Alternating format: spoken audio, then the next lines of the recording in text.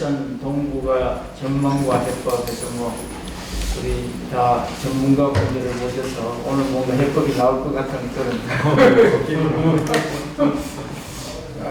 그런 기대를 하면서 오늘 라운드 테이블 시작하도록 하겠습니다. 그 라운드 테이블 전체가 한 80분 정도 주어졌어요.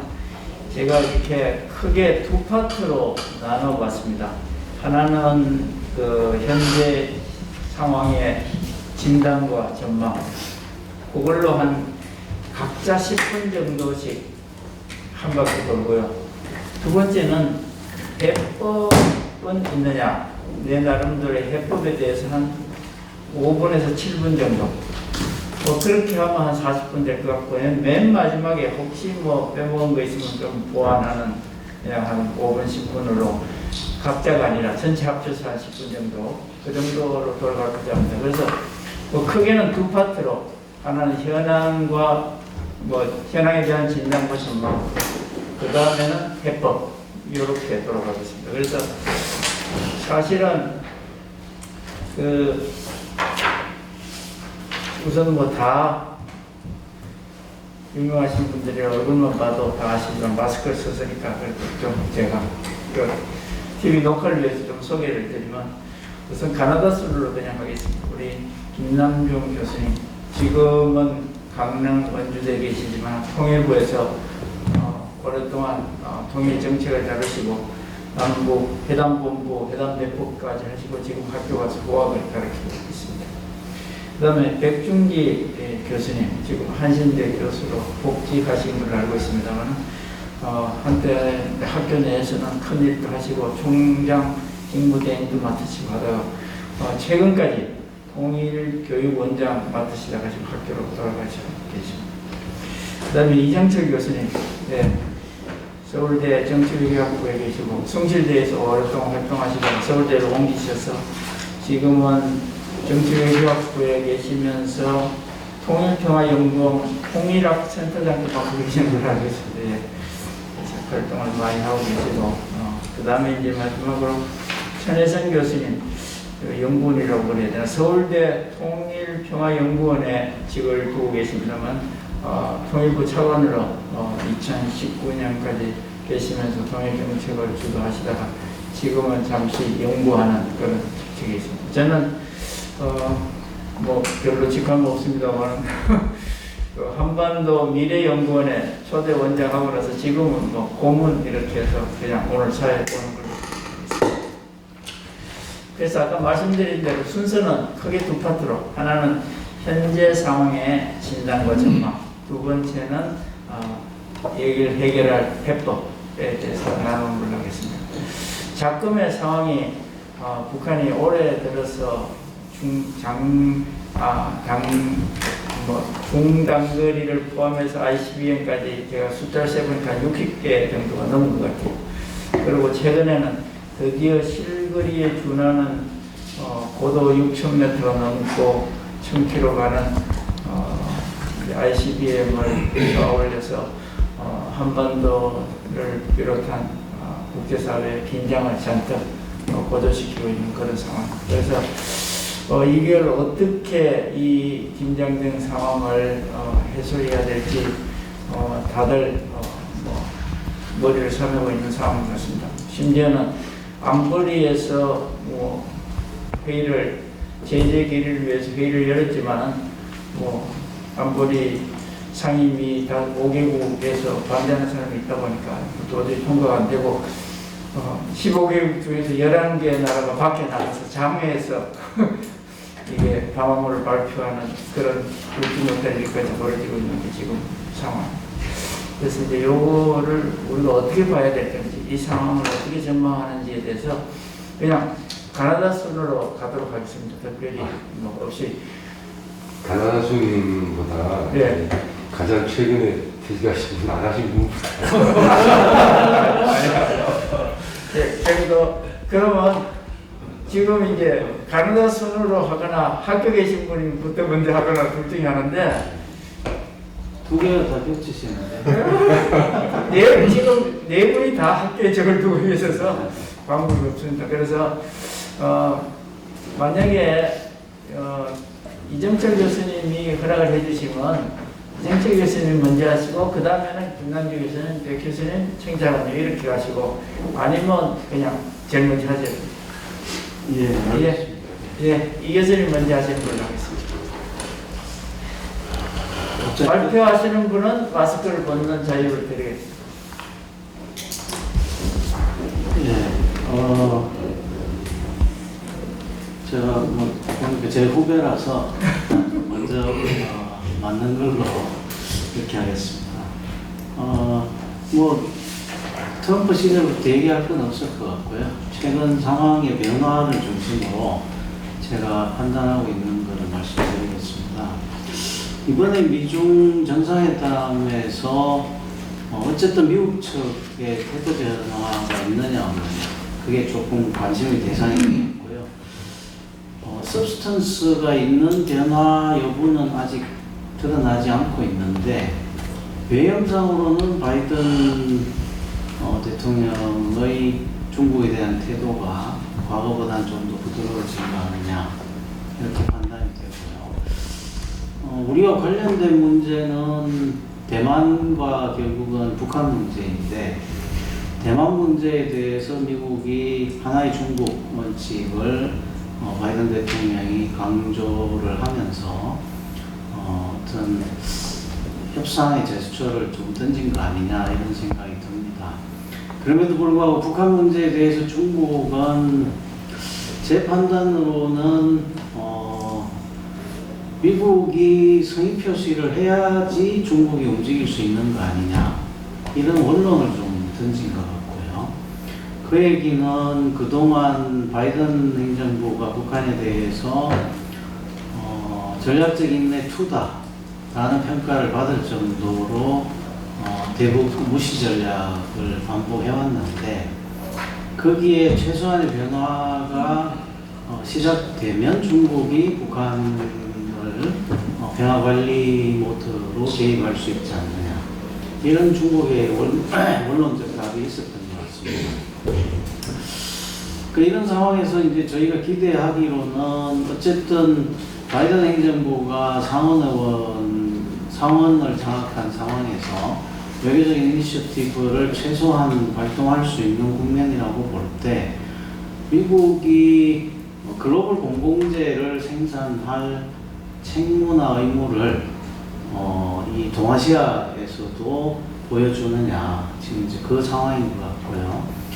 남북 관계의 평화 문제와 관련해서 미국은 7차 핵실험을 마지노선으로 계속 이렇게 던져온 인상인데 이 7차 핵실험을 북한이 넘어서는 것을 정말 막고자 하는 의지가 있느냐를 보여줄 때가 됐다 이런 생각을 저는 하고 있습니다. 관련해서 지난 미국의 국무부 군비통제 차관의 발언이 이렇게 잠시 회자됐다가 진화된 게 있는데요. 군비통제 차관의 표현은 북한이 군비통제 협상이 나오면 언제든지 응할 수 있다. 그런데 문제는 핵군 축과 군비통제를 혼동하는 해석이 문제다. 이렇게 발언을 했습니다. 이제 국무부에서는 기존의 입장에서 변화가 없다라고 표현했지만 어쨌든 이 핵군 축과 군비통제가 다른 접근일 수 있다라는 뉘앙스를 던진 것과 관련해서는 저는 좀 주목할 부분이 있다라고 생각하는 입장입니다. 돌아와서 북한의 태도를 보면 한국에서는 두 가지 시각이 있는 것 같은데요. 하나는 북한은 조건부 대응이 아니라 또는 벼랑 끝 전술이 아니라 자기 핵무력을 완성하는 목표를 가지고 그냥 한 발 한 발 나가고 있을 뿐입니다. 이렇게 보는 시각이 있습니다. 또 한편은 전통적인 벼랑 끝 전술을 가지고 미국을 압박하는 행태를 보이고 있고 그렇기 때문에 북한이 미국 중간선거 전에 핵실험을 할 거다 이렇게 해석했던 두 가지 견해가 있는데, 저는 양쪽 다 일정하게 북한의 포지션을 놓치고 있는 거 아니냐 생각을 하고요. 그 둘의 견해 어느 중간 지점에서 북한이 포지셔닝을 하고 있다 이렇게 보는 입장입니다. 그 북한은 자기 일정을 가지고 핵능력과 무슨 무장 능력을 강화시키는 소위 강대강 포지션을 진행하면서 동시에 미국과의 협상을 닫아놓지 않고 있는 그 미묘한 협상의 룸을 여지를 두고 있다. 저는 그게 한 세 가지 정도 보이는데요. 한 가지는 바이든 대통령이 5월에 한국 왔을 때 북한이 미사일을 쏘는데, 그 미사일이 바이든 대통령이 한국, 일본 순방을 마치고 미국 영공으로 들어간 직후에 북한이 이제 미사일을 쏩니다. 두 번째는 이번 중간선거 이전에 북한이 핵실험을 할 거라는 예상과 달리 북한은 미국 선거를 겨냥한 행동을 한 거는 제가 보기엔 없다고 보이죠. 그 다음에 이제 세 번째, 이번에 ICBM을 쏘면서 딸내미를 이렇게 데리고 나왔는데, 이거를 한국에서 후계구도로 많이 해석하지만, 저는 후계구도로 지금 딸을 공개하는 것을 그런 해석은 좀 성급한 거 아니냐 이런 생각들을 하고요.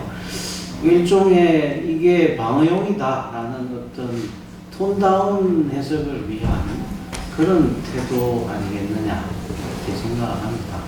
거기에 이제 한 가지 더 추가한다면 6월에 북한이 인사 이동을 시키는데 통전부장을 이성권에게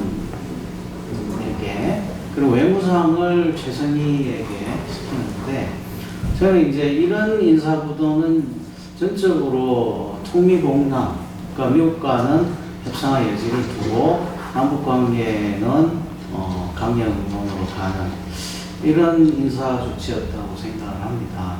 그렇게 본다면 어쨌든 대미 협상에서 북한은 미묘하게 미국과의 고위급 협상의 여지를 남겨두고 있는 상황이고, 현재 미중 협상에서 중국이 미국에 대해서 요청한 최소한의 체면을 세워줄 미국의 행동, 이것이 어떤 식으로 나올 것인가에 따라서 저는 북미 간에 최소한 한 번은 협상을 가져가지 않겠느냐 이런 생각을 합니다.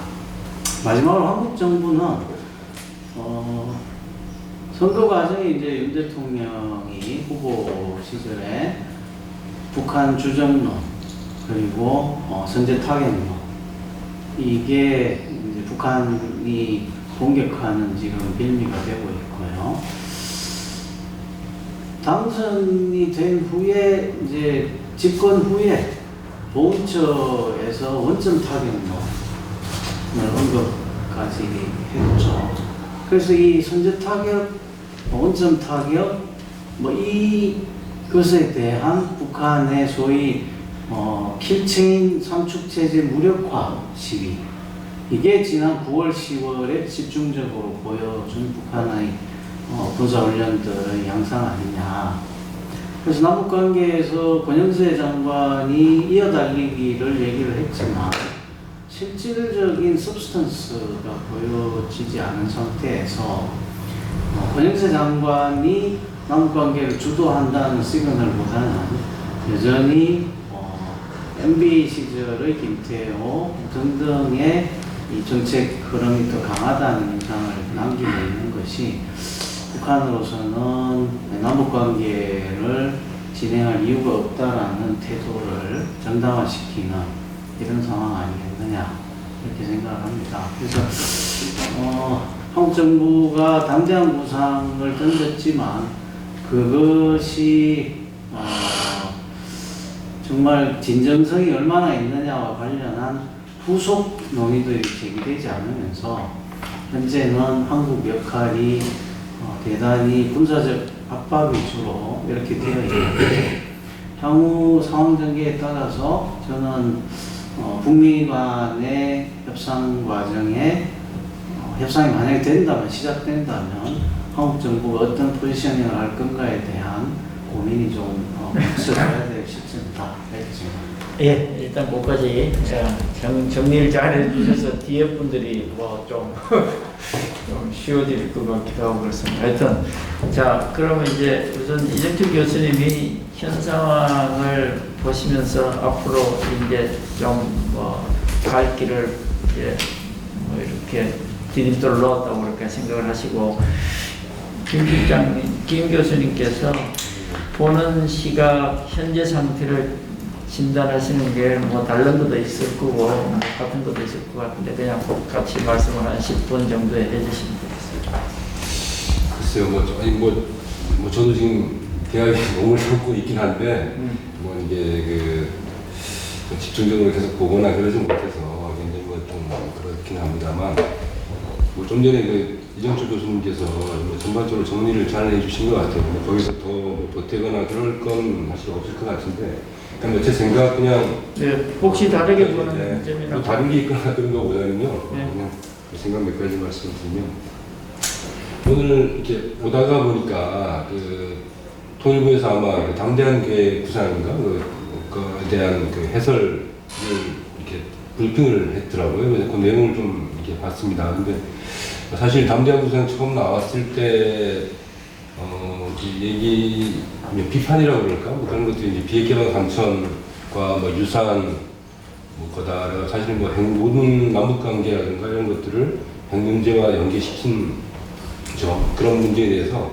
여러 가지 비판들이 있었잖아요. 근데 지금 뭐 좀 전에 이정철 교수님도 말씀하셨지만 최근 상황을 이렇게 보면 이게 남북 문제나 뭐 아니면 동북아무 전체 핵 문제와 모든 문제가 이렇게 떨어져가지고 분리해가지고 이렇게 모든 것들을 이렇게 보거나 분석하거나 평가하거나 아니면 거기에 대한 대응책을 만들거나 하는 것이 참 쉽지 않겠다 하는 그런 생각을 좀 했습니다.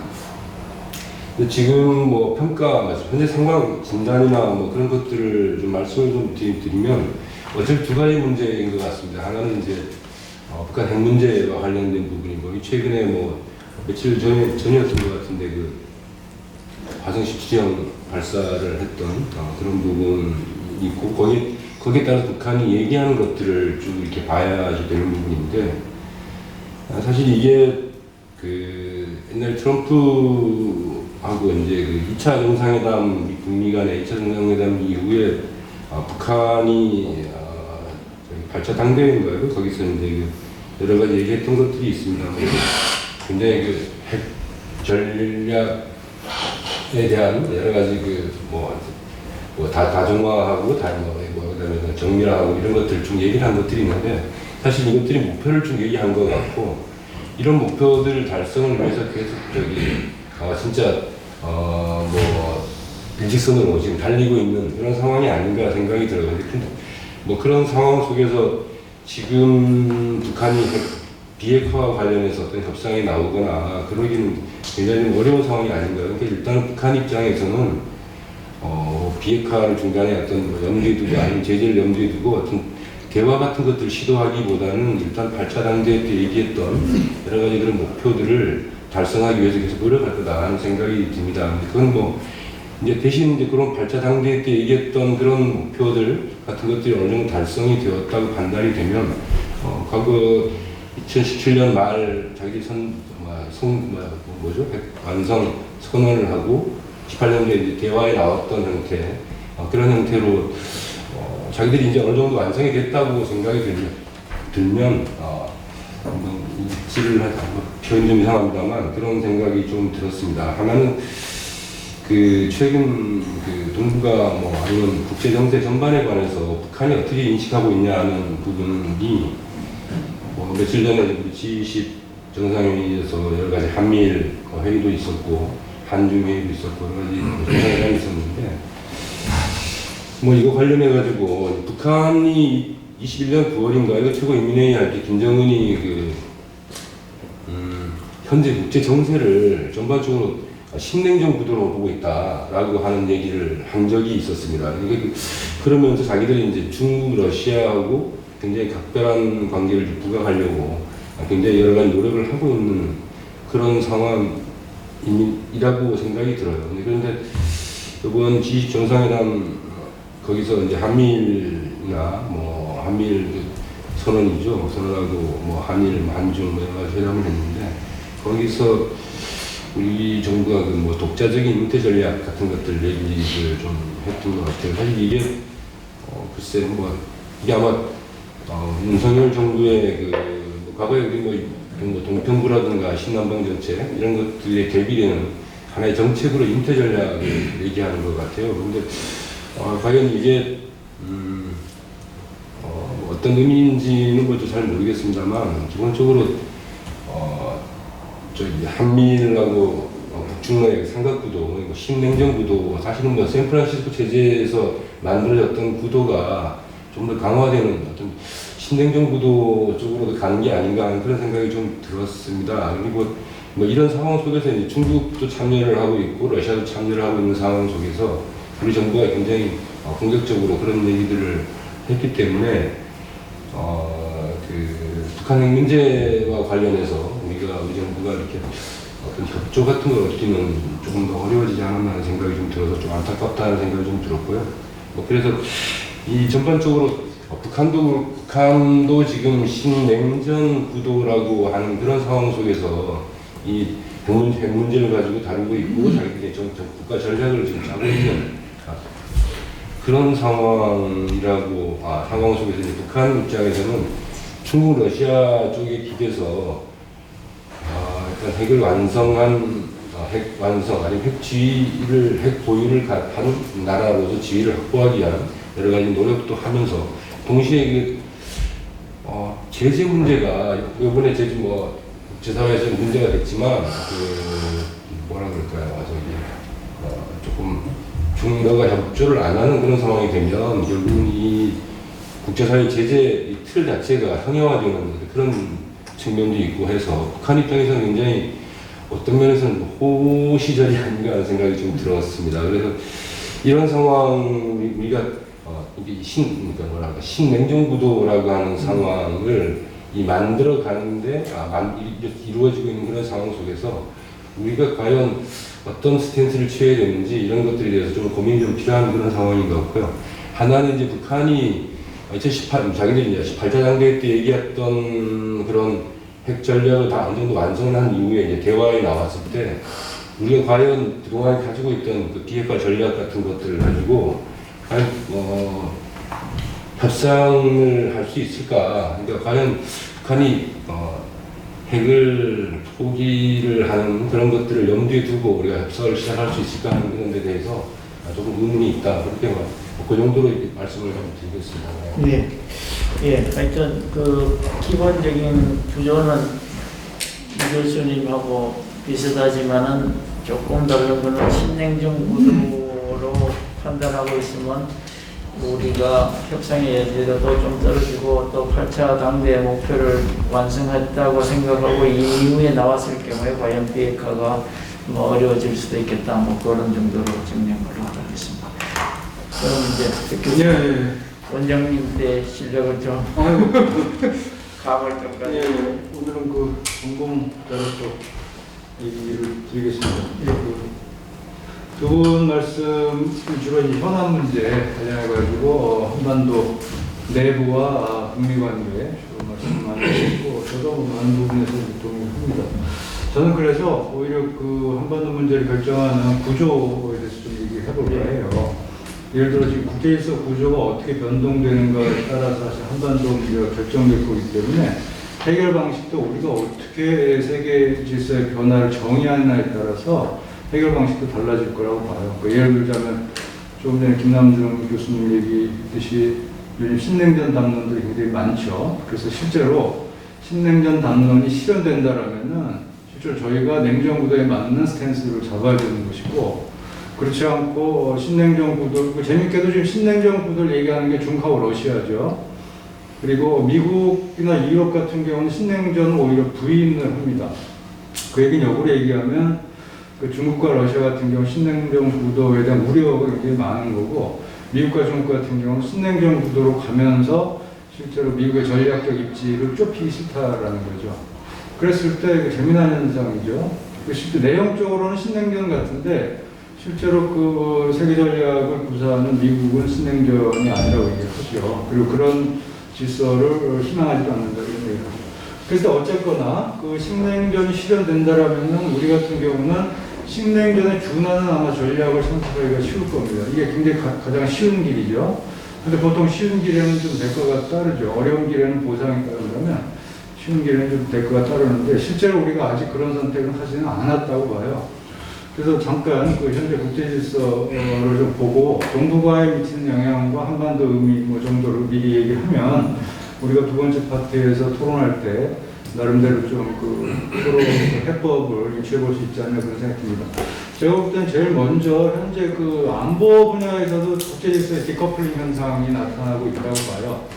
그러니까 세계 안보 레짐이 디커플링 되는데 그게 선택적 디커플링이라고 봅니다. 왜냐하니까 예전에 예를 들어 반테러리즘이라든지 비핵화라든지 기후위기라든지 이 글로벌 어젠다를 동시에 진행을 시키고 서로가 협력적 아젠다로서 동의하는 그런 보편적인 안보 네트워크가 있었는데 이게 이제 해체가 되는 거죠. 근데 다 무너지는 건 아니고 실제로 어떤 양극화 경향을 보임으로 인해서 선택적인 디커플링 현상이 나타나고 있다. 그렇다면 우리는 선택적 디커플링의 구속이 될 것인가 아니면 관망할 것인가 또 이런 위치에 있다고 봅니다. 그 대체로 보면은 유럽과 인도태평양 뭐 하나를 연계되고 유라시아 대륙 이게 변화가 되죠. 뭐 이런 식으로 이제 디커플링이 되는데 개별 국가대로 보면은 올해 일본이 제일 많이 얘기했던 게 유럽과 인태 지역의 연계 전략이에요. 그 기시다가 그 6월에 있었던 나토 뭐 아니면은 G7 정상회의 아니면 샹그릴라 대화 이런 데 가서 계속 강조했던 게 유럽과 인태 지역의 안보는 불가분적이다. 그 얘기는 아시아의 안보를 굉장히 글로벌한 차원으로 가져가게 되는 거거든요. 그 연계 구조를 일본이 관장하겠다라는 거죠. 그랬을 때 우리의 결정은 어떻게 할 거냐? 일본과 같이 갈 거냐? 아니면은 다른 선택을 할까? 이 문제도 있을 것 같고 중국 같은 경우는 어떻게 보냐면은 안보 레짐이 오히려 이런 것 때문에 양극화가 되고 있다. 그 세계 질서 양극화 현상이 너무 심해져서 이 부분이 신냉전으로 간다라고 이제 경고를 하고 있습니다. 그래서 주로 이제 중국이 신냉전 담론을 얘기하죠. 미국은 아시다시피 현 국면을 자유주의 대 독재의 구조를 이제 보죠. 그래서 냉전이라고 보지는 않지만 자유주의 연대를 통해서 소위 말하는 클린턴 정부 때 이어왔던 민주주의 확산 전략의 버전 2를 해야 된다라고 보고 있습니다. 그러니까 러시아 같은 경우는 다국화 경향을 강조를 하죠. 지난번 그 10월 달에, 지난달에 있었던 그 말다이 클럽에서 푸틴이 또 다국화에 대한 얘기를 하죠. EU 같은 경우가 제일 애매한데, EU는 이제 내부적으로 균형이 돼서 내부의 통합성을 제고하거나 재조정할 필요가 있는 건데, EU는 그 선택을 결정을 못하고 오히려 자유주의 연대 쪽으로 붙는 경향이 있습니다. 그래서 결론적으로 얘기를 하면 미국의 현실 정치나 정책 커뮤니티라고 하는 데서 좀 나름대로 바이든 정부의 영향력을 행사하는 사람들이 요즘 주로 건의하는 게 대전략에 관한 것들입니다. 그랜드 스트래티지라는 것들을 다시 세워야 된다고 얘기하죠. 그게 NSC에 지금 중국 담당한 러시도시도 마찬가지고 대전략 얘기를 하고 할브랜드라든지 잭슨 하이드 뭐 이런 사람들이 다 대전략 얘기를 합니다. 근데 알다시피 대전략은 미국이 처음 사용한 게 컨테인먼트를 통해서 처음 실시를 했죠. 조지 캐나의 봉쇄정책이 대전략의 시조라고 보는데 그래서 자연스럽게 이 대전략을 주장하는 사람들 같은 경우는 뉴 컨테인먼트를 얘기를 해요. 신봉쇄. 근데 신봉쇄인데 왜 냉전이 아닐까?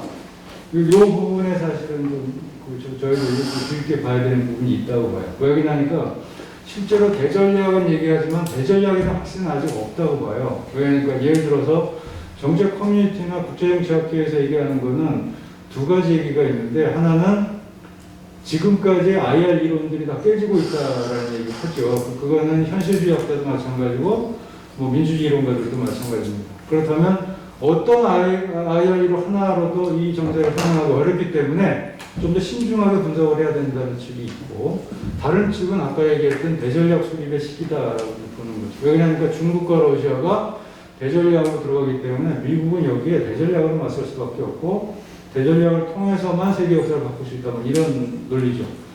그렇다면 여기에서 그 한국 같은 경우가 실제로 현안 중심으로 움직이지 않고 실제로 큰 구도에서 움직일 때 우리가 현안 중심으로 접근할 거냐, 여기에 대한 두 번째 이제 질문이 또 나올 수가 있죠. 그래서 현재 그 합의된 질서도 부재하고 여러 가지 혼란스러운 상황에서 대전략의 일환으로 그 뭐 자유세계 전략이라든지 뭐 헤게모니 경쟁 전략 뭐 이런 이야기들이 이제 나오고 있습니다. 두 번째로 우리가 국제질서 디커플링에서 봐야 되는 건 우크라이나인데, 우크라이나 전쟁이 동북아에 어떤 영향을 미쳤는가 했을 때 우크라이나 전쟁이 세계적 차원에서 양극화를 가져온 건 다 아는 사실인데, 러시아와 중국의 협력이 강화될 거라는 얘기를 하죠. 근데 이 부분이 실제로 중러 간의 전략적 관계를 강화시킨다라는 것뿐만이 아니고 그 러시아 쪽의 전문가들도 인정하는 게 유라시아 대륙 내에서의 중국의 역할이 점점 커질 거다라고 얘기를 하고 있습니다. 그 얘기는 지금 우크라이나 전쟁으로 여러 가지 제재가 들어가고 있는데 그 제재의 결과 중국이 전략적으로 후퇴하는 게 아니고 오히려 중국의 위상이 강화되지 않을까. 예를 들자면 러시아라든지 중앙아시아라든지 브릭스 국가들이 실제로 대한 경제 스위프트 모델 같은 경우 있죠. 스위프트 모델의 그 대한 체제를 2014-2015년부터 러시아하고 중국이 만들기 시작했는데 이 부분이 유라시아 대륙 내에서의 결제 수단으로 굉장히 많이 비중들이 늘어나고 있는 거죠. 그렇다면 우크라이나 전쟁이 끝나면 중국의 위상이 대륙 내에서 높아질 것이고, 그렇더라면은 중국이 한반도에 대한 영향력이 예전에 비해서 오히려 더 강해질 것이다. 이런 이야기들을 많이 합니다. 두 번째로 여기에 대해 반대 의견을 갖는 사람들이 있습니다. 그러니까 우크라이나 전쟁이 오히려 중국에 대한 재평가를 가져올 거다라고 얘기를 합니다. 요거는 그 첫 번째 입장하고 반대죠. 그 얘기가 나오는 건 미국 쪽에서 나옵니다. 전자 같은 경우는 러시아 쪽 평가고, 후자 같은 경우 중국의 역량을 재평가해야 되는데 오히려 그 이유는 이제 두 가지 이유인데, 하나는 기존의 러시아 같은 경우도 실제로 전쟁을 해보니까 의외로 러시아가 서방 선진국의 시장 쪽으로 의존하는 게 굉장히 강하더라는 거예요. 군사 전략, 군사 무기의 부품 같은 경우도 그렇고, 그다음 중국 같은 경우도 역시 지금 독자적인 어떤 군비에 있어서 아시아에서 미국 다음으로 어떤 영향력이 있다고 하는데 그 부분도 그렇지 않을 것이다. 만약에 미국이 중국에 대해서 러시아에 준하는 제재가 들어가면 중국도 실제로 이 부분에 대해서 굉장히 많은 타격을 받을 거다. 그래서 저는 권위주의 국가에 대한 군사력에 대한 전반적인 재평가가 필요하다 뭐 이런 얘기를 합니다. 두 번째로 중국에 대한 재평가 얘기하는 거는 그 아까 말씀드렸던 뭐 할브랜드 이런 그 친구들이 얘기하는 건데, 그 이제 소위 말하는 피크 파워라는 얘기를 합니다. 이미 정점에 올라간 파워들이 갖는 양상은 두 가지인데, 하나는 소련처럼 정점에 올랐다가 자연스럽게 쇠퇴하는 것 쪽으로 갈 거다. 두 번째 피크 파워 같은 경우는 이걸 놓치지 않고 전쟁으로 간다. 이 두 가지가 피크 파워에 대한 평가인데, 중국은 전자로 갈 가능성이 크다고 봅니다. 다시 말하면 피크 파워를 지나서 오히려 그 세력이 악화되는 지점을 갈 거고, 중국이 지금 그 정점을 지나고 있다고 봐요. 그래서 오히려 우크라이나 전쟁을 통해서 중국의 국력이나 역량을 재평가해야 된다는 측은 기존의 중국에 대해 너무 과대평가한 게 아니냐 이런 얘기를 합니다. 그래서 어떤 게 맞는지에 대해서는 결론이 지금 안 나 있는 상태고, 지금 이 부분은 이제 논쟁 중에 있습니다. 마지막으로 말씀드리는 거는, 그렇다면 한반도 문제에 대해서 어떻게 평가를 하는가. 그건 이제 러시아와 중국 쪽에서 주로 나오는 이야기들은 실제로 한반도에 있어서의 북한 카드가 주목을 받고 있다라고 얘기를 합니다. 이게 모두의 이정철 교수가 토론을 했던 그 시진핑하고 바이든 정상회담에서 얘기했던 그 대만 카드와 북한 카드에 대해서 서로가 보여준 그 쇼다운 하는 거죠. 이 부분에서 드러난 게 아니냐라고 이제 봅니다. 다시 말하면 중국과 미국은 서로가 레드라인을 서로 준수하고 있다라고 보고 이 선을 넘지 말자라는 거죠. 그 얘기는 중국은 미국에게 대만의 독립을 거론하지 말라라는 거. 이게 레드라인이고, 그렇지 않으면 미국이 원하는 레드라인을 지켜주게 돼요. 그 미국이 원하는 지금 레드라인은 군사적으로 러시아를 지원해주지 않는 것. 이 두 개가 서로가 확인이 되는 거고, 그 중에서 중국은 대만 카드 플러스에서 북한 카드가 중국에 있다라는 것들을 이번에 확실하게 보여줬다는 거죠. 그래서 중국 쪽에서 특히 이제 그 강경파, 약간 강경 노선에 해당되는 그 국제정치학자들은 이미 비핵화 문제는 물 건너갔다, 뭐 이런 얘기하는 학자들도 있어요. 이게 스위먼 같은 학자들은 뭐 그런 얘기 하죠. 근데 저는 꼭 그렇게까지는 안 보는데, 실제로 중국 내부에서 스피커 노릇하는 이런 사람들이 점점 그 비핵화 문제에 대해서 부정적인 의견들을 제시하고 있다는 게 우려성이 굉장히 좋지 않은 모습이라고 볼 수 있습니다. 다만 그 동의할 수 있는 부분들은 비핵화 아젠다가 약화되고 있다는 것에 대해서는 서로가 동의하는 부분이다. 그래서 중국과 러시아는 공이 북한에게 디베이트상이 열리고 있다라고 보고 있다는데, 우리가 다시 한번 그 북한 문제에 대해서 판단을 해야 되는 지점이라고 봅니다. 이 정도입니다. 예, 우선 뭐 나중에 지금 상황을 어떻게 해결해 나갈 건가 대안을 좀 발표해 좀 생각 좀 해주시고요. 자, 이제 우리 천차관님 한 10분 발표해 주시고, 나중에 그 대안 쪽으로 갈 만큼만 빼고 현재 상황 진단과 전망만 좀 해주시죠. 예, 감사합니다. 나중에 해법 관련해서 또 말씀드릴 기회가 있으면 말씀하신 대로 현황 전망 진단 중심으로 말씀드리겠습니다. 북한과 같은 유일지배 체제에서 어쨌든 김정은이라고 하는 최고 지도자가 현재 정세를 어떻게 보는지, 국제 정세를 어떻게 보는지, 한반도 정세는 어떻게 보는지, 그리고 이 정세 변화에 대한 자기들의 입장을 어떻게 천명하는지 굉장히 중요합니다. 그리고 물론 그 중에는 상당수는 일정 부분은 또 북한이 추구하는 걸 그대로 발표하기보다는 또 여러 가지 목적을 가지고 흐리거나 또는 다른 식의 표현도 하겠지만, 어쨌든 최고 지도자로서 김정은의 메시지를 우리가 중요하게 분석의 대상으로 볼 수밖에 없을 것 같고요. 조금 전에 다 앞서서 말씀 주신 대로 작년 9월에 이런 신냉전 발언이라든지 또 몇 달 전에 있었던 최고인민의 연설인가, 거기서도 다극체제의 연설에서 나온 대로 현재 국제 정세를 일단은 그렇게 보고 있는 거죠. 그렇게 보고 있는 것이고, 그러기 때문에 당대회부터 시작해서 계속해서 본인은 어쨌든 이게 장기전이 된다.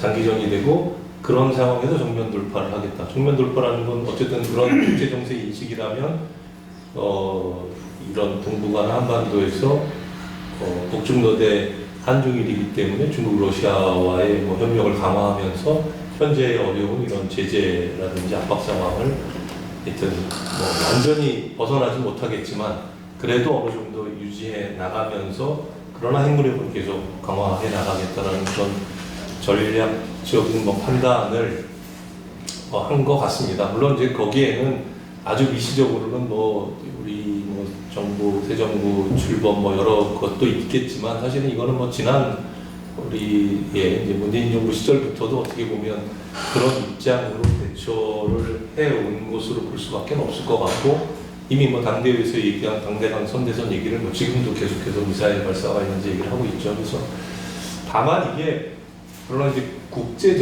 제가 학자는 아닙니다만 이제 지금 현재의 국제 정세를 어떻게 보느냐는 건 아마 지금 우리 연구자들이나 학자들이 굉장히 이제 역사적인 상황을 우리가 이렇게 지금 지나가고 있는 것 같습니다. 작년 아프간 미군 철군도 그랬지만, 우리가 또 최근에 금년에 있었던 러시아의 우크라이나 침공도 그렇고, 우리가 무슨 교과서나 옛날 역사적 사실로 봤던 게 지금 우리 눈앞에 현실로 벌어지고 있는 것을 계속 보고 있지 않습니까? 그래서 저는 제가 분석하고 그걸 모델로 이렇게 판단할 정도의 역량은 되지 않지만, 저도 개인적으로는 아까 백준 교수님 말씀하신 대로 이게 꼭 과거에 있었던 냉전의 이런 신냉전이다라고까지 보지는 않습니다. 저는 개인적으로는. 또 그렇게 하기에는 미중 간에 너무 서로 상호 의존되고 있는 부분들도 많고, 미중의 갈등이 첨예하고 디커플링 얘기를 많이 하면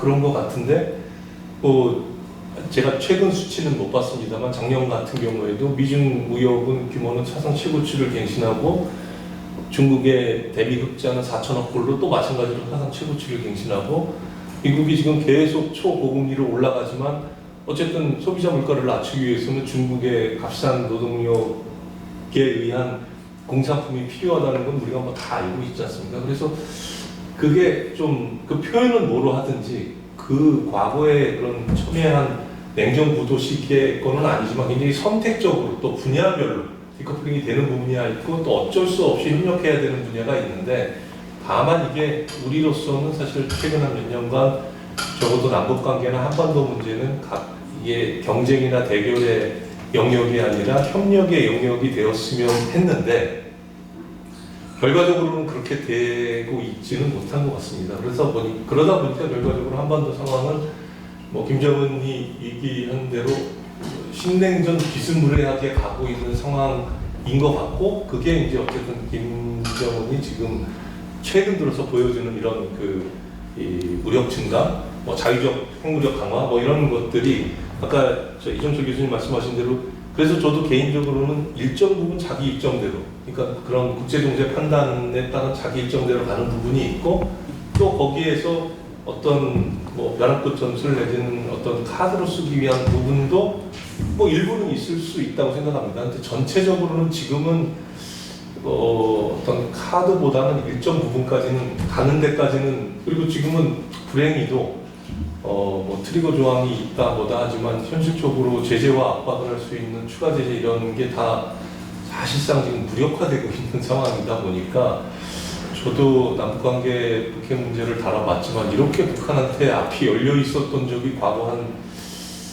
20, 30년 사이에 열려 있었던 적이 있었나 싶을 정도로 그냥 이렇게 열려 있는 이게 제재와 압박은 강화한다고 했는데 굉장히 지금 앞이 열려 있는 상황이 되어버렸습니다. 그래서 물론 최근에 뭐 실차 핵실험 같은 경우도 이게 우리 정보기관도 그렇고 뭐 언제부터 며칠부터 며칠까지 이렇게 기간을 명시해서 이렇게 예측하는 상황까지 이르렀고 그게 또 그냥 지나가니까 중간선거님이 지났습니다만 그럼 또 언제 하냐고 이걸 갖고 얘기하는 건데 그것도 약간 그게 좀 그렇게 의미가 있는 일인지는 잘 모르겠습니다. 사실은. 근데 어쨌든 현재의 이런 상황까지 이르는 여러 이유가 있지만 거기에는 북한의 그런 전략적인 이유 또는 뭐 군사기술적인 이유 또 필요하다면 저는 뭐 아까 이종철 교수님도 말씀하셨지만 물론 미국 내의 정치적인 상황으로 봤을 때 중간선거 이후에 과거에는 어쨌든 중간선거 이후에 대외 정책의 변화 그중에 특히 이제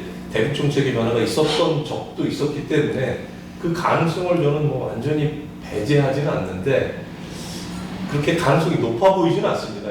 현재 미국의 이런 정치적인 상황이라든지 이 뭐 국무부라든지 이런 입장을 보면 큰 변화는 없을 것 같은데 그런 상황만 보다 보면 결국은 전망과 관련해서 당분간 어떤 변화가 있을 계기가 만들어질까?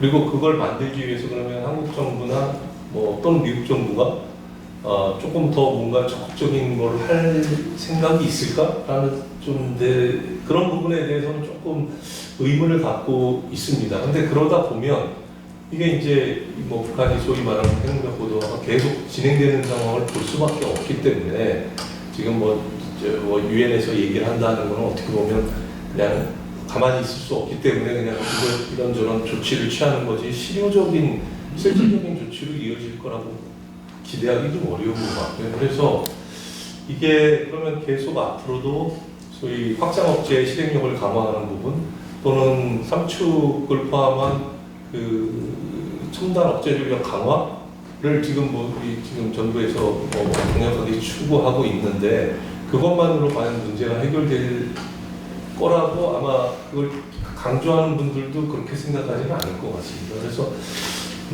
그러니까 전반적인 유동성, 불확실성의 지속 또는 확대로 인해서 전망이 굉장히 어렵고 현재 상황만 보면 문제 해결적인 어떤 트랙으로 들어가는 게 기대하기는 어렵지만 그래도 몇 가지 변수라는 게 결국은 북한이 어느 상황에서 2018년에서 17년에서 18년 넘어오듯이 어떤 상황에서 여지를 둘 수도 그러니까 국면을 전환하는 그러니까 본인이 주도적으로 김장원 위원장이 주도적으로 국면 전환에 나설 수도 있는데 그러기에는 조금 더 시간이나 여러 가지 여건이 더 악화되는 상황까지 흘러가야 되기 때문에 우리가 그걸 기대하기는 어렵고 그렇다면 이제 계기를 만들거나 만들 수 있도록 또는 여건을 조성하기 위해서는 미국이 뭐 중간선거 이후에 어떤 그런 핑계라든지 뭐 그게 핑계든 아니면 필요성을 느끼든 해서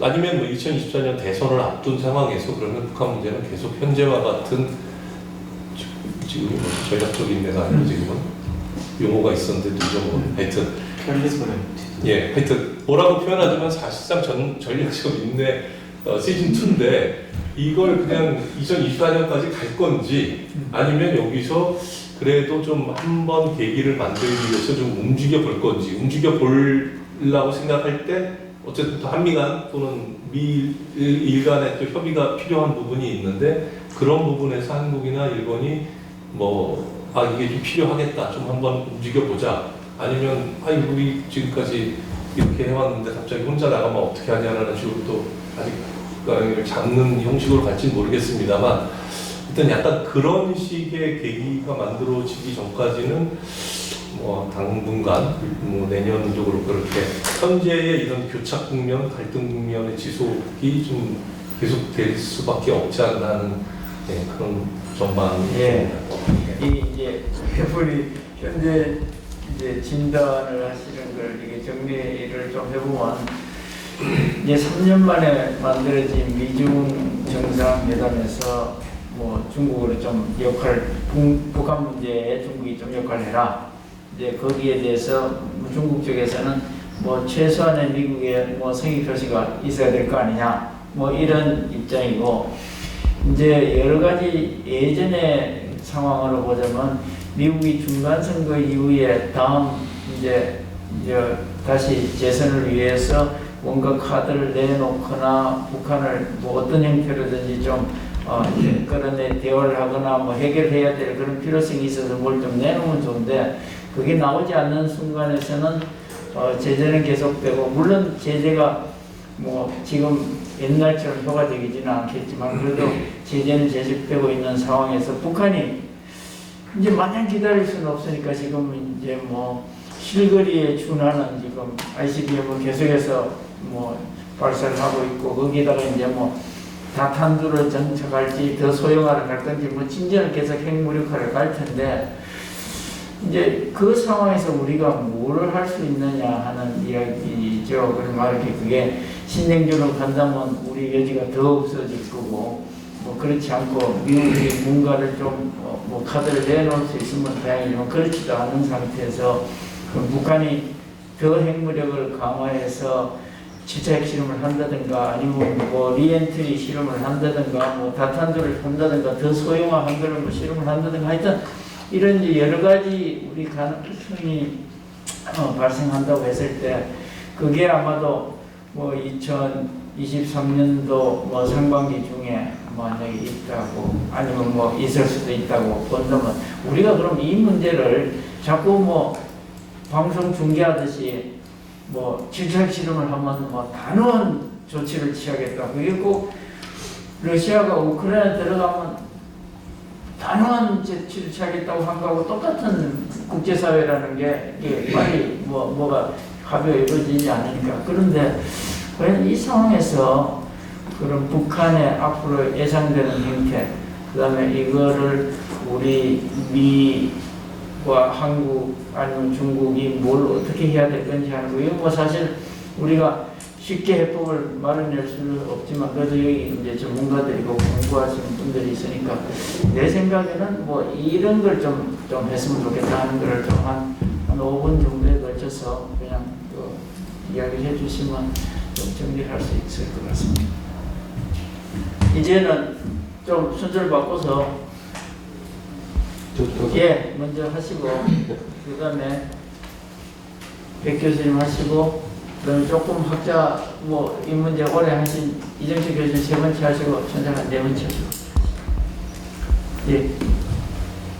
아니 앞에서 쭉 전부 다 말씀하셨지만 사실 문제가 해답이 금방 있거나 그러지는 않잖아요. 그러니까 같은 거 그 상황에서 생각할 수 있는 것들 좀 생각을 해 본다는 차원에서 말씀을 드리겠습니다.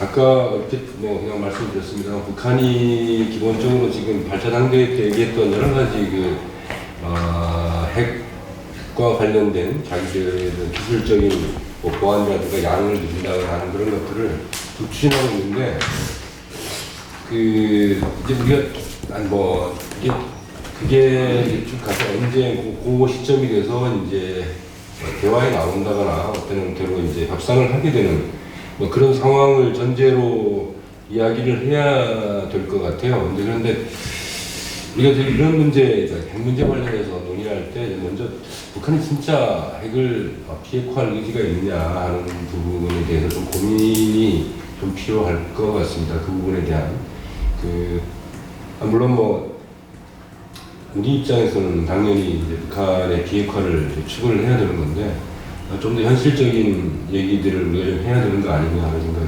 들어서 뭐 최근에 여러 가지 학자분들 중에서도 그런 말씀하시는 분들이 있는 것 같아요. 핵 보유 내지는 NPT 탈퇴 그 조항 30조이라는가 그 조항을 좀 활용해야 된다 뭐 그런 분들도 있는 것 같고 뭐 정치권 내에서는 뭐 전술핵 도입이라든가 여러 가지 얘기를 하는데 사실 지금 상황에서 그런 것들이 뭐 실효성이 없다는 것들은 대부분 다 아는 내용이고 약간 너무 현재 지금 북한의 어떤 핵 문제 자체를 너무 이렇게 단기적으로 접근을 하는 그러니까 뭔가 성과를 내겠다 아니면 정치적으로 접근하는 그런 접근 방식은 그렇게 바람직하지 않은 것 같고요.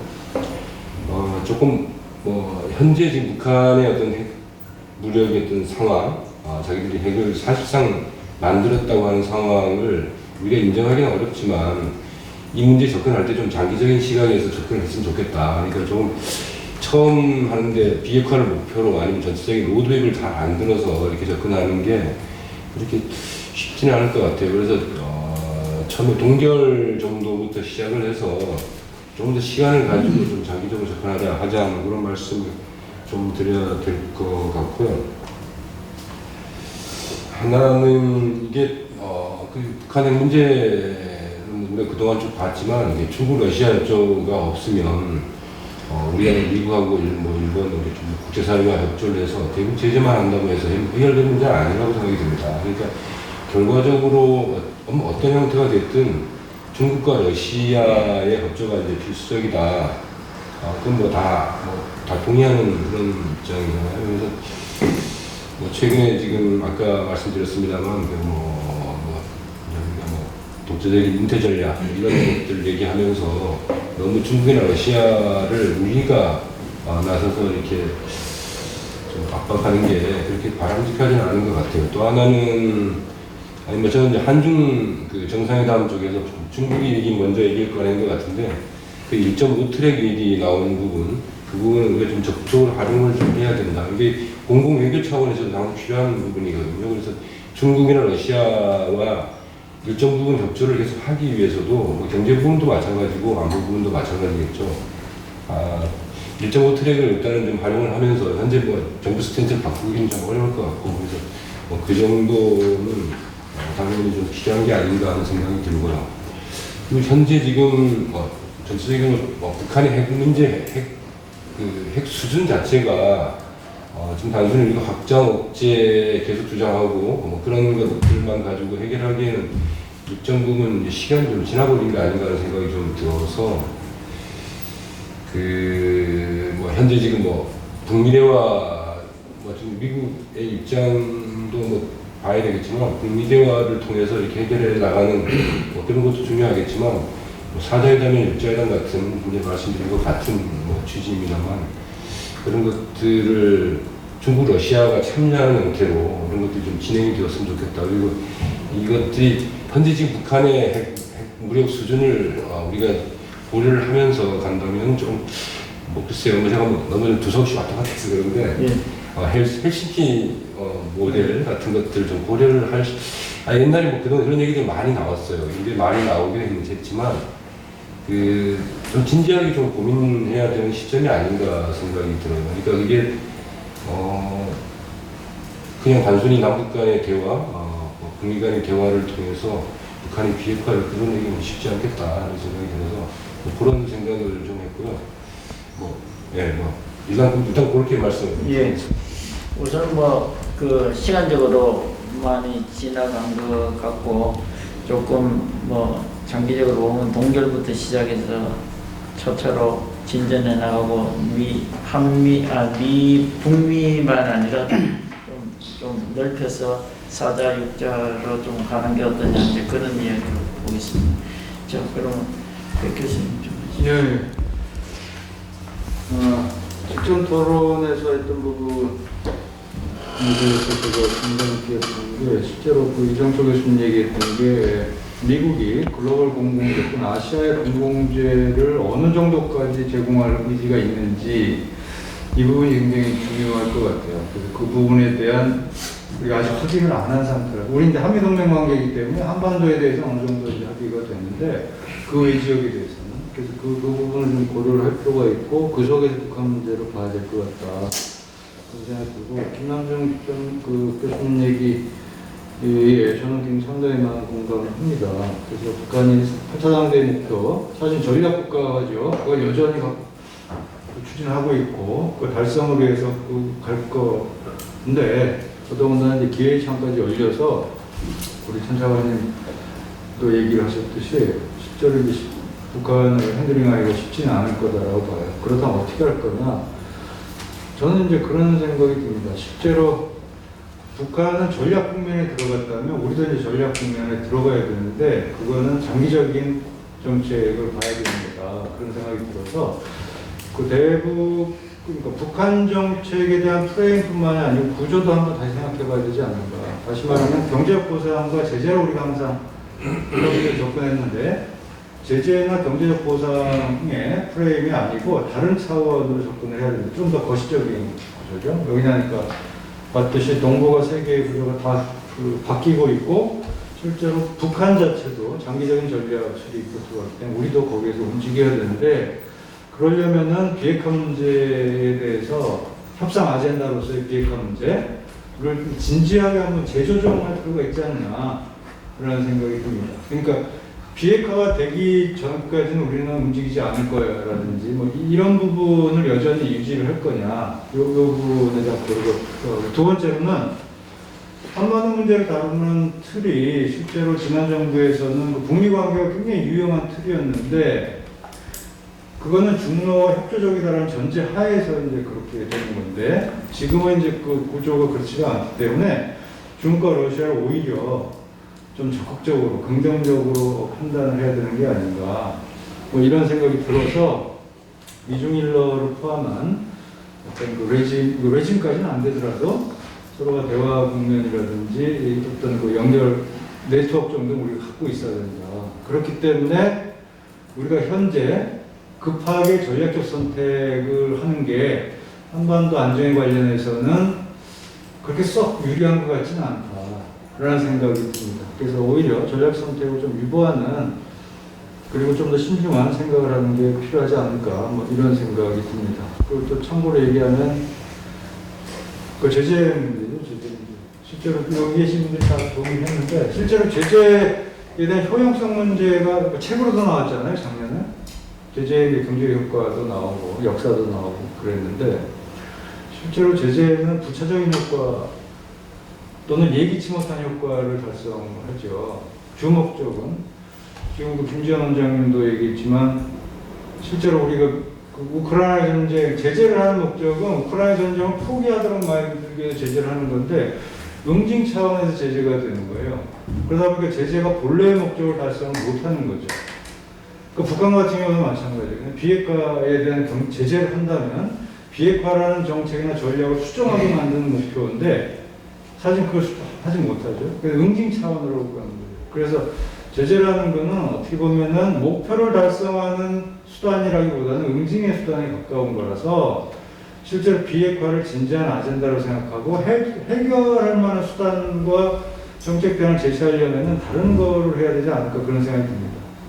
마지막으로 말씀드리고 싶은 건 가장 긴박한 문제인데 실제로 최근 한 20년 동안 지금이 한반도에서의 어떤 전쟁 가능성 부분들이 굉장히 우려스럽게 증대한다고 봐요. 그건 일본도 마찬가지. 일본이 자꾸 우크라이나 전쟁이 유럽의 일이 아니고 아시아 일이라고 자꾸 강조를 하죠. 일본도 그러고 있고 실제로 미국도 이제 그렇게 보는 경향이 있습니다.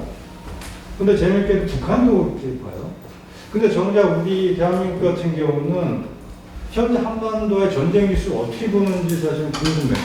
만약에 미국이나 일본이나 중국, 러시아 다 유럽도 마찬가지고 전쟁 기수가 높다라고 지금 보거든요. 세계 구조 내에서. 그러면 우리도 여기에 동의한다라면 한반도의 전쟁 기술을 낮추는 대안들이 나와야 되는데 실제로 그러지 못한 것 같아요. 그래서 담대한 구상이 진짜로 담대한 구상이 되려면 좀 더 큰 아젠다의 범위를 확장시킬 필요가 있다. 그러니까 경제 발전 이런 부분이 아니고 그런 생각이 듭니다. 예.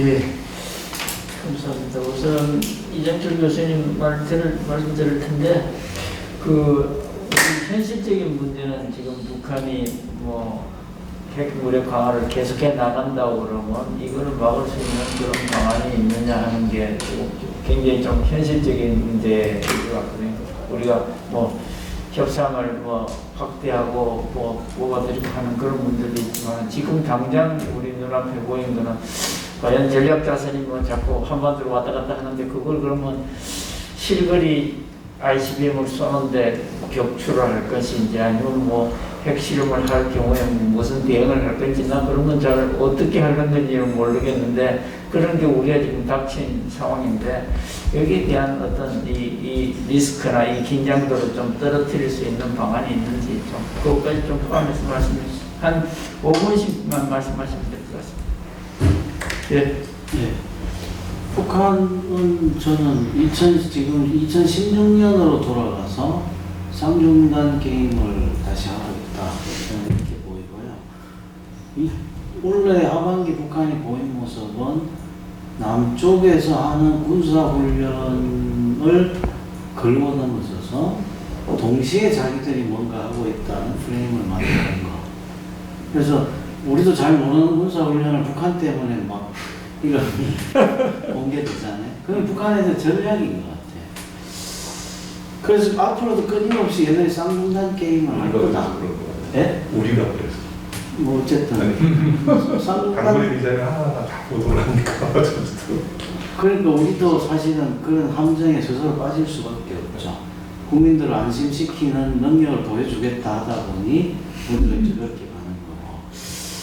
그래서 제가 보기엔 자꾸 우리가 그 프레임에 빠지고 있고 4월부터 북한 핵실험을 하냐 안 하냐 이 프레임을 우리가 먼저 세우는 바람에 더 이제 지금 포지션이 꼬여있다 저는 이렇게 생각을 합니다. 그래서 아까도 제가 말씀드렸지만 어쨌든 우리가 현 상황을 타개하는 가장 큰 문제는 우리 머릿속에 있는 이 비핵 개방 상처 이 프레임, 소위 핵 문제가 해결되지 않으면 이라는 이 전제 조건, 이거를 어떻게 지금 병행론으로 바꿀 거냐. 오늘 담대한 구상에 제가 되게 좋게 보는 부분은 비핵화와 신뢰 구축을 병행한다. 이렇게 이제 오늘 발표했더라고요. 그러면 이 신뢰 구축은 무슨 경제협력에 머무르면 제가 보면 옛날 거에 다름이 없고 소위 군사적 신뢰 구축, 흔히 저희가 CBM이라고 부르는 이것과 비핵화를 병행한다고 하면 이게 이제 군비 통제 프레임으로 잡히는 거죠. 그래서 현 정부가 군비 통제 프레임을 소위 핵군축 논리로부터 자유롭게 떨쳐버리고 핵군축 그 프레임을 떨쳐버리고 군비 통제 논의에서 군사적 신뢰 구축과 비핵화를 병행한다.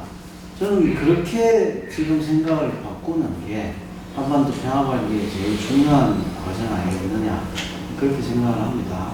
그래서 현재 미국 상원은 민주당, 하원은 공화당, 한국 정부는 보수 정부 이 조합이 북핵 협상을 어렵게 만들기도 하는데 이 조합에서 북한과 협상이 되면 저는 그 프레임, 그 협상은 되게 제도화될 가능성이 많다고 보거든요.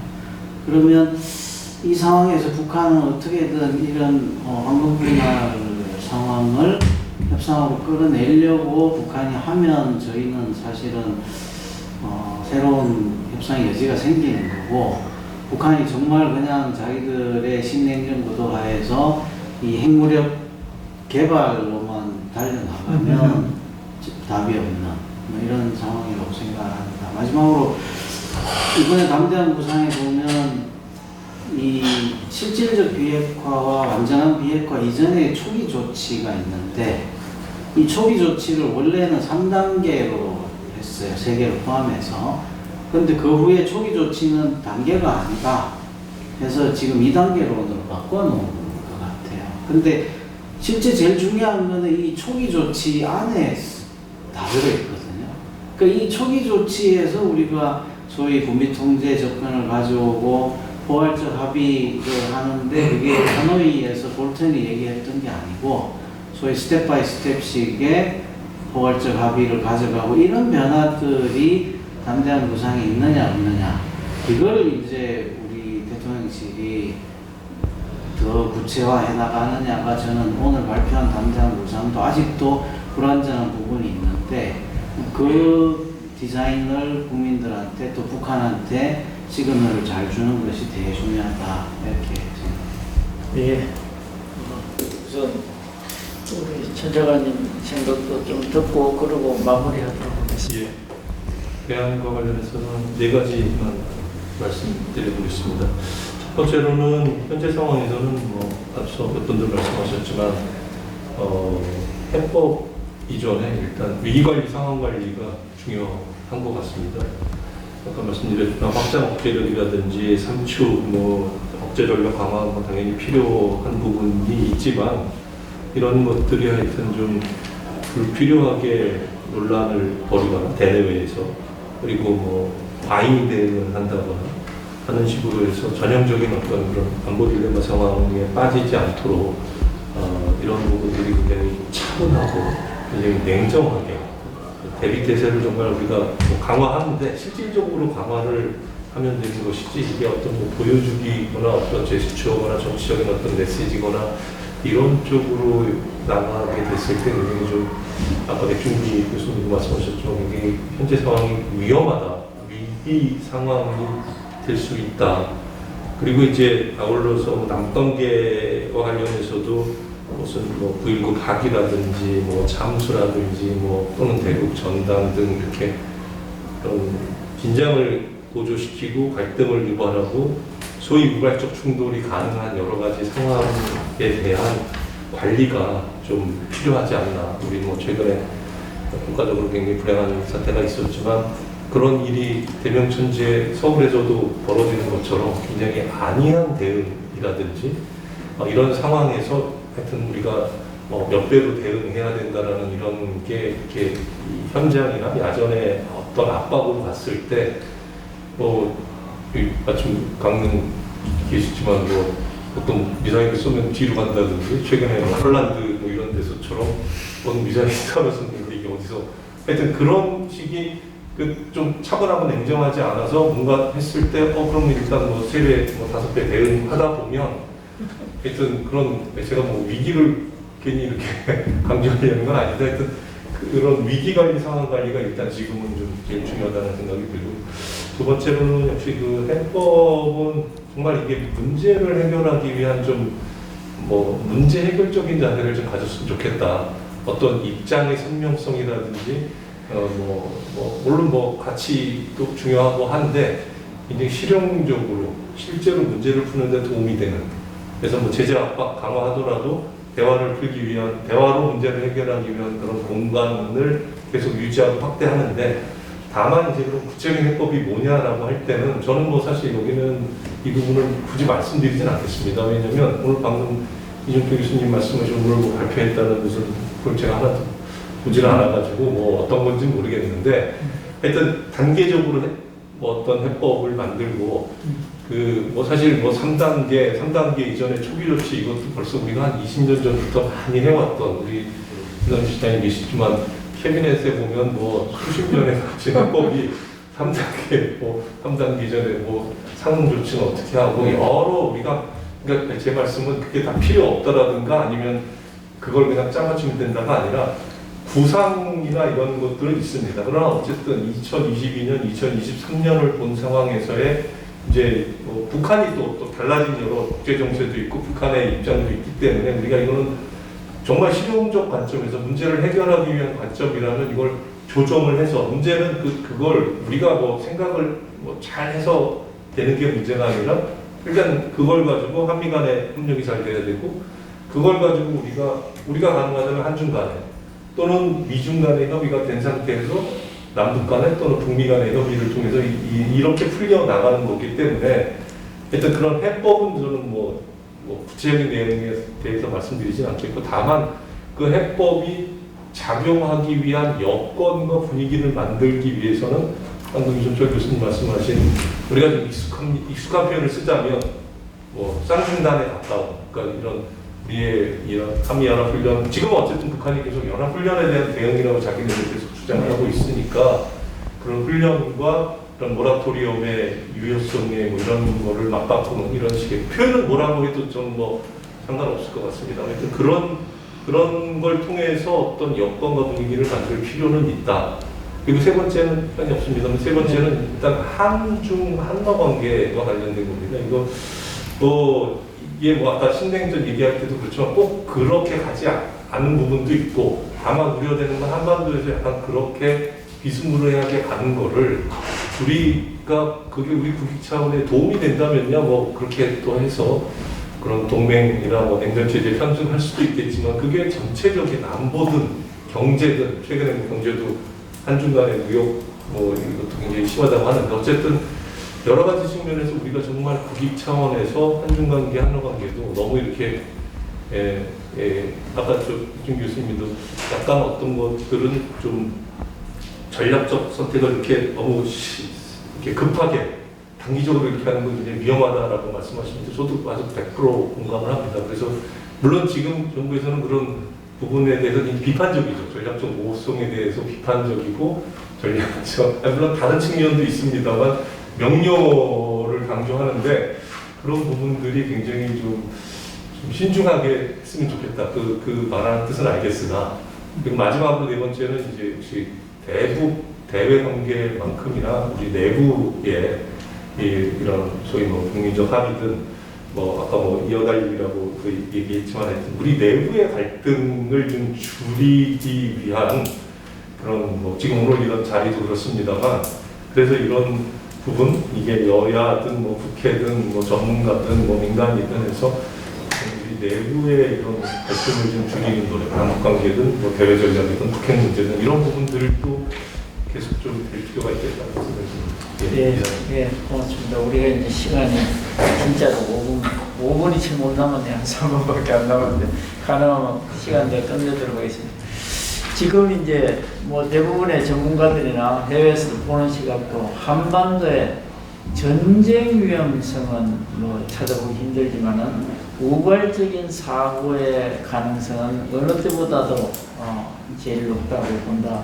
그렇게 이야기를 합니다. 그래서 저는 뭐 거기에 동의를 합니다. 왜냐하면 서로가 뭐 전투기가 날고 미사일이 왔다 갔다 하다 보면 뭐 뒤로 날아갈 수도 있고 잘못 몰려와서 떨어질 수도 있고 해서 이제 그런 우발적인 충돌 사고를 과연 관리할 수 있는 능력이 남과 북, 우리 과연 얼마나 갖고 있느냐. 옛날에 쿠바 사태 때 그 러시아 항공에서 영공에서 유투기가 떨어지고 하던 그런 식의 위급한 상황에서 그런 위기를 관리할 수 있는 능력이 과연 우리한테 있느냐 하는 게 뭐 굉장히 중요한 이슈인 것 같습니다. 그래서 지금 이제 뭐 앞으로 뭐 한 3개월, 6개월, 뭐 길게는 1년 동안에 남북 간에 한반도 위에서 무슨 일이 일어날지 모르지만 그거를 지금 우리가 슬기롭게 좀 잘 관리를 해 갔으면 좋겠다 하는 그런 생각입니다. 자, 우선 이렇게 하시죠. 마치기 전에 우리가 사진 이렇게 마스크 내리고 한 장만 찍고 마지막 코멘트 하는 걸로 하겠습니다. 좀 사진 하나 찍어 놓으시죠. 막 우리 간사님. 아니 좀 저 다 나오게 좀 멀리 가서 예 그리고 그래도 한 장은 남겨놓는 게 맞을 것 같습니다. 예, 자, 찍겠습니다. 네. 하나, 둘, 셋. 예. 자, 이제 마지막으로 그냥 한 1분씩만 드릴 테니까 요약 정리하는 겸 한 말씀만 하시고 가시고, 아무나 이건 뭐 무순으로 하겠습니다. 아무나 말씀하시고 싶습니다. 제가 제일 짧게 얘기하겠습니다. 예. 마지막에 말씀하신 청차관님 얘기했던 사회적 합의 정말 중요하다고 생각합니다. 한 나라의 외교 정책이 소위 말하는 전략화되기 위해서는 그 나라의 국민적 통합 수준이 굉장히 중요하죠. 그래서 어느 때보다도 사회적 합의 굉장히 중요할 거라고 봅니다. 네, 들어가겠습니다. 예. 그 코멘트를 나중에 잘 정리하실 때 뽑아주십시오. 예.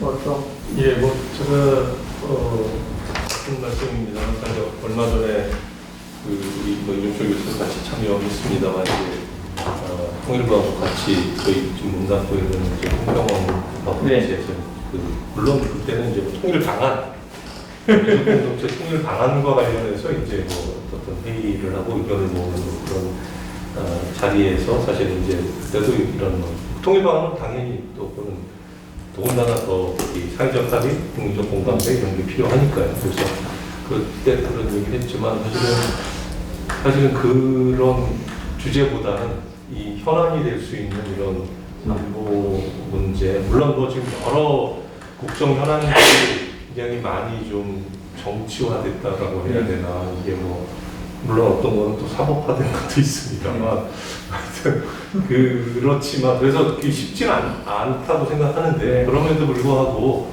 어쨌든 우리 이제 지금까지 이렇게 한국 사회에서 보면 특히 뭐 이렇게 나누는 게 좀 적절하진 않은 것 같습니다. 보수 정부에 있을 때 오히려 대북 정책이나 대외 정책에서 좀 더 여지가 있고, 또 그런 부분에서 또 야당이나 뭐 진보에 계신 분들이 또 거기에 공감을 하면 훨씬 더 지속 가능한 어떤 대안, 지속 가능한 정책의 영역들이 나올 수 있다고 생각합니다. 그래서 그런 부분들을 지금 정부 여당도 굉장히 좀 폭넓게 생각해 주시고, 그리고 또 뭐 반대 뭐 야당이나 이런 쪽에서도 또 거기에 또 호응하는 모습을 해서 적어도 이런 부분이 정말 국익과 뭐 이 평화 안정에 도움이 되는 부분이니까 그런 게 조금 가시화되면 좋지 않을까. 네. 고맙습니다. 예. 그럼 뭐 특별히 드릴 말씀은 없고요. 저희 강릉에 사는데요. 지금 비행장 바로 옆에 삽니다. 이거는 되게 위험하십니다. 그러니까 자고 있었어요. 근데 최근에 제가 거의 이사를 가고 이렇게 있으면 비행기가 뜨는 횟수가 이게 처음에 갔을 때는 거의 없었거든요. 근데 최근에 너무 자주 있어가지고 비행기 소리 때문에 제가 좀 살기 참 굉장히 힘든 그런 상황이 좀 있어요. 아니 그것 때문에 거기 이제 친구들이나 이제 아는 사람들 전부 다 야 진짜 이거 상황이 심각한 거 아니냐는 그런 인식을 많이 하는 것 같아요. 이제 말씀하신 대로 그런 부분들은 우리 상황 관리 차원에서 좀 관심 가지는 게 좋지 않을까. 예. 더 하여튼 나쁘게 진전이 안 되도록. 이 교수님. 저는 뭐 간단하게 마치겠습니다. 군비 통제라는 말을 제가 계속 쓰는데요. 우리 국민들이 그 말에 좀 더 이렇게 편안해졌으면 좋겠습니다. 맞아요. 자, 그러면 오늘 우리 그 라운드테이블은 여기서 마무리하도록 하겠습니다. 같이 또 토론해 주셔서 감사합니다. 예.